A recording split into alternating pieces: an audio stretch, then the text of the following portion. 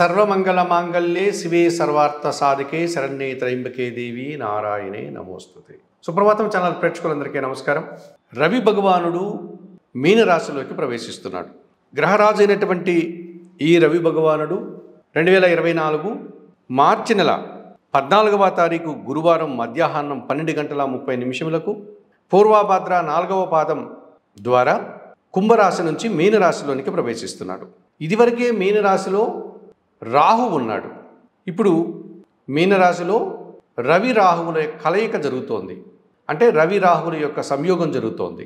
మరి మీనరాశిలో ఈ రవి రాహువుల యొక్క సంయోగం వల్ల ద్వాదశ రాశుల వారికి ఎటువంటి ఫలితాలు ఉంటాయి, ఎటువంటి ప్రతికూల ఫలితాలు ఉంటాయి, మరి వారు దానికి తగ్గట్టుగా ఏం పరిహారాలు చేసుకుంటే ప్రశాంతంగా ఉండగలుగుతారు అన్న విషయాల గురించి ఇప్పుడు మనం తెలుసుకున్నాం. సహజంగానే ఈ రాహువు మాయ, భ్రమలు, అత్యాస, సాంప్రదాయ వ్యతిరేకత, పరదేశీయతనం, మోసం, అతిధైర్యం ఇలాంటి లక్షణాలకు ప్రతీకగా కలిగినటువంటి ఈ రాహువు ఆధిపత్యం, అహంకారం, అధికారతత్వం, రాజకీయ డాంబికం ఇలాంటి లక్షణాలు కలిగినటువంటి గ్రహరాజు రవితో కలిసి మీనరాశిలో ఆయన సంచారం కొనసాగుతోంది. మరి మీనరాశిలో ఈ రవి రాహువులు ఇద్దరు కూడా అగ్రెసివ్ ప్లానెట్స్ కనుక మరి వీరి యొక్క సంయోగం వల్ల 12 రాశుల వారికి ఎటువంటి ఫలితాలు వచ్చేటువంటి అవకాశం ఉంది. ముందుగా శుభ ఫలితాలు ఇచ్చేటువంటి రాశులను మనం పరిశీలిద్దాం. ఇందులో వృషభ రాశి వారికి లాభస్థానంలో అనగా లాభభావములో ఈ మీనరాశిలో రవి రాహువుల యొక్క కలయిక జరగడం వల్ల వీరికి కుటుంబపరమైనటువంటి ఒక స్వాలంబన, ఒక ఆధారం దొరికే అవకాశం ఉంటుంది. విదేశీ వ్యవహారాలకు సంబంధించినటువంటి కార్యక్రమాల్లో అధికారుల యొక్క సహాయ సహకారాలు పుష్కలంగా లభిస్తుంది. తండ్రి గారి నుంచి వీరికి రావాల్సినటువంటి సహాయం అందుకోగలుగుతారు. ప్రభుత్వం నుంచి రావాల్సినటువంటి సహాయం అందుకోగలుగుతారు. నూతన ఉద్యోగాలు కానీ, విదేశీయానం కానీ, విదేశాలలో ఉద్యోగం కానీ వీరు అందుకోవడానికి అవకాశం కనిపిస్తుంది. ఈ రకంగా ఒక మంచి ఉద్యోగాన్ని పొందడం, ఉన్న ఉద్యోగంలో ఉన్నతిని పొందడం, అది విదేశీ సంబంధించినటువంటి వ్యవహారాల్లో లాభాలని, అనుకూలతను పొందడం, తండ్రి నుంచి సానుకూలత లభించడం, ప్రభుత్వం నుంచి సహాయం అందుకోవడం, ఈ కార్యక్రమాల వల్ల వీరు శుభ ఫలితాలు పొందడానికి అవకాశం కనిపిస్తుంది. ఇక మిథున రాశి వారికి దశమ భావంలో అనగా వృత్తి స్థానంలో 10వ భావంలో ఈ రవి రాహువుల కలయిక జరుగుతోంది కనుక రవి రాహువులు ఈ దశమ భావంలో సంచారం కొనసాగిస్తున్నారు కనుక మీనరాశిలో వీరికి వృత్తి, ఉద్యోగ, వ్యాపారంలో నూతన అవకాశాలు రావడానికి అవకాశం ఉంటుంది. ముఖ్యంగా అధికారుల నుంచి సహాయ సహకారాలు పుష్కలంగా అందుకోగలుగుతారు. తండ్రి గారి నుంచి రావాల్సినటువంటి ఆదాయాన్ని అందుకోగలుగుతారు.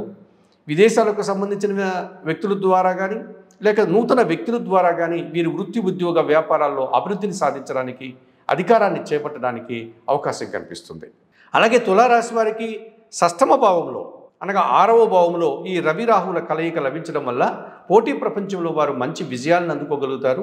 ధైర్యంగా వీరు చేసేటువంటి కార్యక్రమాలంతా కూడా సుసంపన్నం అవుతాయి. అనగా మంచి లాభాలను అందుకోగలుగుతారు. ముఖ్యంగా నూతన వ్యక్తుల ద్వారా మంచి సహాయం కానీ లేకపోతే వారి వల్ల మనకు మంచి పనులు సమకూరడం కానీ, విజయాన్ని పొందడం కానీ, లాభాన్ని అందుకోవడం కానీ, ఆర్థికపరమైనటువంటి విషయాల్లో పోటీ ప్రపంచంలో వీరు మంచి పరిస్థితులను, మంచి స్థితిగతులను పొందడానికి అవకాశం ఉంటుంది. ఇక మకర రాశి వారికి తృతీయ భావంలో అనగా సహకార భావంలో 3వ భావంలో ఈ రవి రాహువుల కలయిక జరుగుతుంది కనుక విదేశీయానం అలాంటి కార్యక్రమాలన్నీ కూడా వీరు సులభంగా చేసుకోగలుగుతారు. అలాగే అధికారుల నుంచి అనుకున్న పనులు వారి సహాయం ద్వారా వీరు పూర్తి చేసుకోగలుగుతారు. వృత్తి, ఉద్యోగ, వ్యాపారాల్లో మంచి ఉన్నతిని పొందడానికి కానీ లేకపోతే అభివృద్ధిని సాధించడానికి కానీ, నూతన ఉద్యోగాలు పొందడానికి కానీ, నూతనంగా విదేశాలకు వెళ్ళడానికి కానీ వీరు మంచి అవకాశాలను అందుకోగలుగుతారు. ఈ రకంగా ఈ మీనరాశిలో రవి రాహువుల కలయిక వల్ల వృషభ, మిథున, తుల, మకర రాశుల వారికి శుభ ఫలితాలు రావడానికి, అనుకూల ఫలితాలు రావడానికి అవకాశం కనిపిస్తుంది.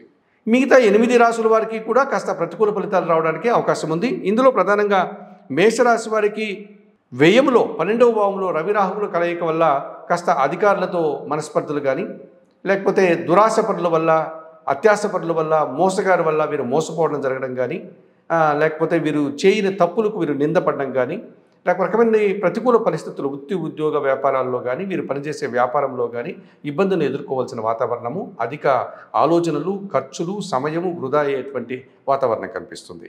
అలాగే కర్కాటక రాశి వారికి భాగ్యభావములో రవి రాహుల కలయిక గనక తండ్రి గారి ఆరోగ్యం విషయంలో వీరు తగు జాగ్రత్తలు తీసుకోవాల్సి ఉంటుంది.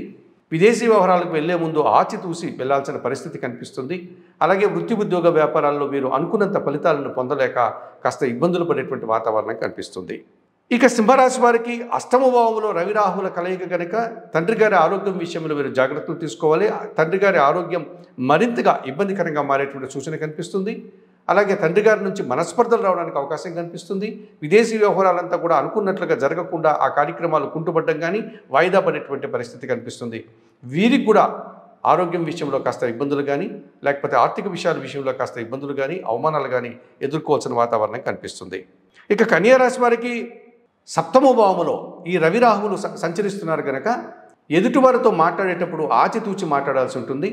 ప్రభుత్వ సంబంధించినటువంటి అధికారులతో కానీ రాజకీయ నాయకులతో కానీ లేక విదేశీ వ్యక్తులతో కానీ చాలా జాగ్రత్తలు తీసుకుని మాట్లాడాల్సిన పరిస్థితి కనిపిస్తుంది. అనవసరమైనటువంటి తగాదాలు కానీ మనస్పర్ధలు కానీ అనవసరమైనటువంటి ఇబ్బందులు కానీ లేదా తాను ఆశపడినటువంటి విషయాలు తను ఎక్కువగా నమ్మకం పెట్టి ఈ కార్యక్రమం అవుతుంది అనుకుంటున్న విషయాలు అవి జరగకుండా నిరాశను ఎదుర్కొనే పరిస్థితులు వీరికి కనిపిస్తుంది. ఇక వృశ్చిక రాశి వారికి పంచమ భావంలో రవి రాహుల కలయిక గనక ఆలోచనలు సక్రంగా ఉండదు. ఆలోచనలన్నీ కూడా కాస్త అతిగా ఆలోచించడం కానీ లేదా అనవసరంగా ఆలోచించి ఇబ్బందులు కొని తెచ్చుకోవడం కానీ అలాగే సంతానం విషయంలో కూడా ఒక రకమైనటువంటి ప్రతికూల ఫలితాలు రావడానికి అవకాశం కనిపిస్తుంది. ఇక ధనుస్సు రాశి వారికి చతుర్థ భావంలో కుటుంబంలో ఈ రవి రాహుల కలయిక నడుస్తోంది కనుక దుబారా ఖర్చులు దుబారా ఆలోచనలు అనవసరమైనటువంటి అశాంతికి గురిగా అయ్యేటువంటి సందర్భాలు కనిపిస్తాయి చెప్పవచ్చు. ఇక కుంభరాశి వారికి ద్వితీయ భావంలో అనగా మీనరాశిలో జరుగుతోంది కనుక కుంభరాశి వారికి ద్వితీయ స్థానం కనుక అది వాక్ స్థానము కుటుంబ స్థానము ధనస్థానము కనుక ఆర్థికపరమైనటువంటి ఇబ్బందులు రావడానికి అవకాశం ఉంటుంది. కుటుంబంలో అసౌకర్యం ఒక రకమైనటువంటి అశాంతికి ఘర్షణ వాతావరణం రావడానికి అవకాశం ఉంటుంది. వీరి మాటల వల్ల అపార్థాలు తద్వారా వచ్చేటువంటి అభిప్రాయ భేదాలను వీరు ఎదుర్కోవాల్సి ఉంటుంది.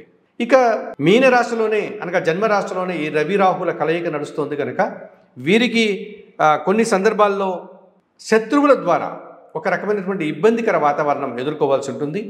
లేకపోతే దురాశపరుల చేతుల్లో వీరు మోసపోవడం కానీ ఒక రకమైనటువంటి ఉద్వేగభరితమైనటువంటి వాతావరణానికి వీరు గురి కావడం కానీ తద్వారా వీరికి అనవసరమైనటువంటి కోపము అనవసరమైనటువంటి అశాంతి నిరాశ లేకపోతే ఇబ్బందులు ఇలాంటి కష్టాలు రావడానికి అవకాశం కనిపిస్తుంది. ఈ రకంగా రవి రాహువుల కలయిక మేష కర్కాటక సింహ కన్యా వృశ్చిక ధనస్సు కుంభ మీన రాశుల వారికి ఈ 8 రాశుల వారికి కూడా ప్రతికూల ఫలితాలు రావడానికి అవకాశం ఉంటుంది.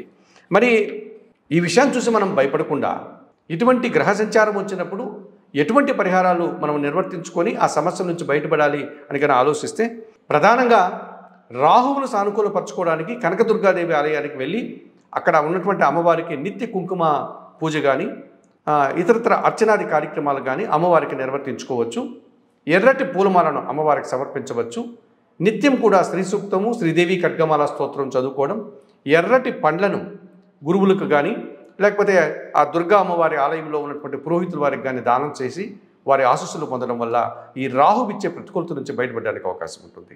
అలాగే రవి భగవానుడు ఇచ్చేటువంటి ప్రతికూలత నుంచి బయటపడడానికి నిత్యం ఉదయం సూర్యోదయానికి ముందే స్నానం చేసి సూర్యోదయ సమయంలో ఉదయిస్తున్నటువంటి సూర్య భగవాన్ని దర్శించుకొని నమస్కరించుకొని సూర్యాష్టకం కానీ ఆదిత్య హృదయం కానీ చదువుకోవడం అలాగే 1 కేజీ గోధుమలు కానీ గోధుమ పిండి కానీ ఆదివారం రోజు పేదవారికి కానీ పేద బ్రాహ్మణులకు కానీ దానం చేయడం వల్ల కూడా ఈ రవి ఇచ్చే ప్రతికూలత నుంచి బయటపడడానికి అవకాశం ఉంటుంది. మరి సుప్రభాతం ఛానల్ ప్రేక్షకున్నట్టు మీరందరూ కూడా ఈ చెప్పినటువంటి పరిహారాలన్నీ కూడా పాటిస్తూ చెప్పిన విషయాలన్నీ కూడా స్వీకరిస్తూ ఈ మీనరాశిలో రవి రాహువుల కలయిక వల్ల వచ్చేటువంటి ప్రతికూలత నుంచి బయటపడి అనుకూలత నుంచి మంచి ఫలితాలను పొంది అందరూ సంతోషంగా ఉండాలని సర్వే జనా సుఖినో భవంతు. నమస్కారం.